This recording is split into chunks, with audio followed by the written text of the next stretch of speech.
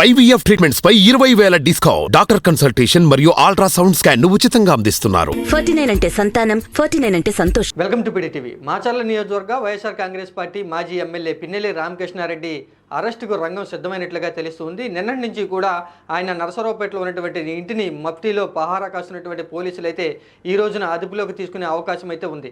ఈ రోజున AP high court ఇచ్చినటువంటి ఆదేశాలు చూసిన తర్వాత ఏ క్షణమైనా కూడా పిన్నెల్లి రామకృష్ణారెడ్డిని పోలీసులు అరెస్ట్ చేసే అవకాశం అయితే కనిపిస్తుంది. గతంలో ఆయన తప్పించుకుని పారిపోయారు కాబట్టి ఈసారి అలాంటి సంఘటనలు చోటు చేసుకోకుండా ఎట్టి పరిస్థితుల్లో అయినా కూడా ఖచ్చితంగా ఏపీ హైకోర్టు ఆదేశాలు చూసిన తర్వాత అరెస్ట్ చేసే అవకాశాలు అయితే ఎక్కువగా కనిపిస్తుంది. పోలింగ్ జరుగుతున్నటువంటి తేదీ మే 13వ తారీఖున ఈవీఎం మిషన్ను ధ్వంసం చేసినటువంటి సంఘటన సంబంధించి, తర్వాత పోలింగ్ జరుగుతున్నటువంటి ఆ రోజున సంబంధించి మొత్తంగా ఆయన మీద అయితే 3 హత్యాయత్న కేసులను అయితే పోలీసులు నమోదు చేయడం జరిగింది. అయితే పోలీసులు నమోదు చేసినటువంటి కేసులకు సంబంధించి పిన్నెల్లి రామకృష్ణారెడ్డి కౌంటింగ్ కంటే ముందు కొన్ని రోజుల ముందు ఏపీ హైకోర్టును ఆశ్రయించి ముందస్తు బెయిల్ని అయితే తీసుకోవడం జరిగింది.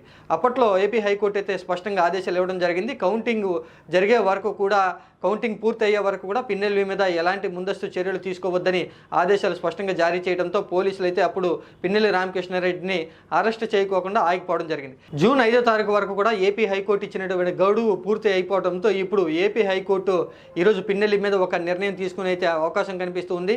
పిన్నెల్లితో పాటుగా మరికొంతమంది వైసీపీ, తెలుగుదేశం పార్టీ చెందినటువంటి ఎన్నికల్లో పోటీ చేసినటువంటి మరికొంతమంది కూడా ఏపీ హైకోర్టు ఒక నిర్ణయం అయితే తీసుకునే అవకాశం కనిపిస్తుంది. పోలింగ్కి సంబంధించి ఏర్పడినటువంటి ఘటనల మీద ఏపీ హైకోర్టు అయితే మొత్తంగా వీరి మీద, రాజకీయ నాయకుల మీద అయితే ఏపీ హైకోర్టు విచారణ జరిపి ఈ రోజునైతే ఒక నిర్ణయం తీసుకునే అవకాశం అయితే కనిపిస్తుంది.